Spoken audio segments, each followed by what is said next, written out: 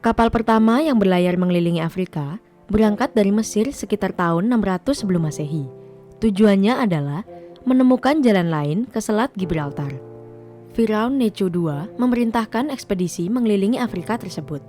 Dia memerintah Mesir antara tahun 610 dan 595 sebelum Masehi, di periode waktu yang sangat berbahaya. Di timur, Raja Babilonia Nebukadnezar II mengobarkan perang. Setiap orang Mesir kuno sadar kapanpun perang menghampiri negeri mereka akan kalah dalam pertempuran itu. Necho II mengupayakan ekspedisi keliling Afrika demi mencari cara agar rakyatnya aman dari ancaman Babilonia. Dalam ekspedisi, saat mengamati langit di atas, para pelaut Mesir kuno menemukan sesuatu yang tidak pernah mereka duga.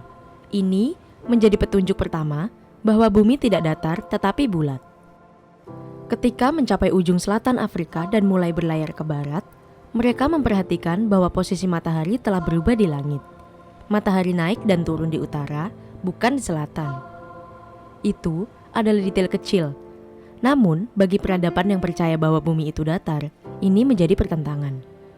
Bagi sebagian orang, ini merupakan penemuan yang radikal, sehingga tidak sedikit yang menolak untuk percaya. Herodotus, penulis Yunani yang hidup lebih dari 100 tahun setelah pelayaran itu, pernah mencatat mengenai ekspedisi tersebut.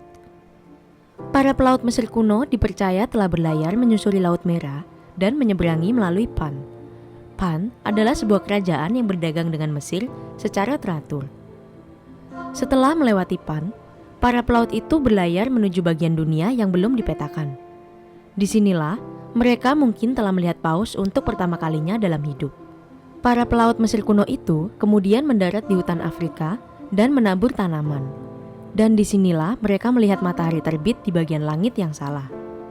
Herodotus menulis, orang-orang ini membuat pernyataan yang saya sendiri tidak percaya. Ketika berlayar di jalur barat di sekitar ujung selatan Libya, mereka memiliki matahari di sebelah kanan ke utara dari mereka. Dibandingkan dengan orang-orang sezamannya, Herodotus masih bermurah hati. Para penulis lain bahkan sepenuhnya menolak gagasan bahwa perjalanan itu dilakukan. Pemikir Romawi seperti Ptolemy bersikeras bahwa secara fisik mustahil untuk mengelilingi Afrika. Afrika, seperti yang dipercaya oleh Ptolemy dan banyak orang lain, adalah daratan tak berujung yang memanjang ke tepi bumi, tanpa pantai di ujung selatannya. Namun, ironisnya, ketidakpercayaan mereka adalah bukti terbaik bahwa itu benar-benar terjadi. Saat ini kita tahu bahwa bentuk bumi memang membuat matahari muncul di utara ketika di Afrika Selatan. Fakta bahwa para pelaut ekspedisi Necho II adalah orang-orang pertama yang menyaksikan ini membuktikan perjalanan mengelilingi benua Afrika yang sangat besar itu dulu benar-benar pernah dilakukan. Dulu, masyarakat menyebut para pelaut ini sebagai pembohong. Tapi sekarang, ribuan tahun kemudian, kisah mereka akhirnya terbukti.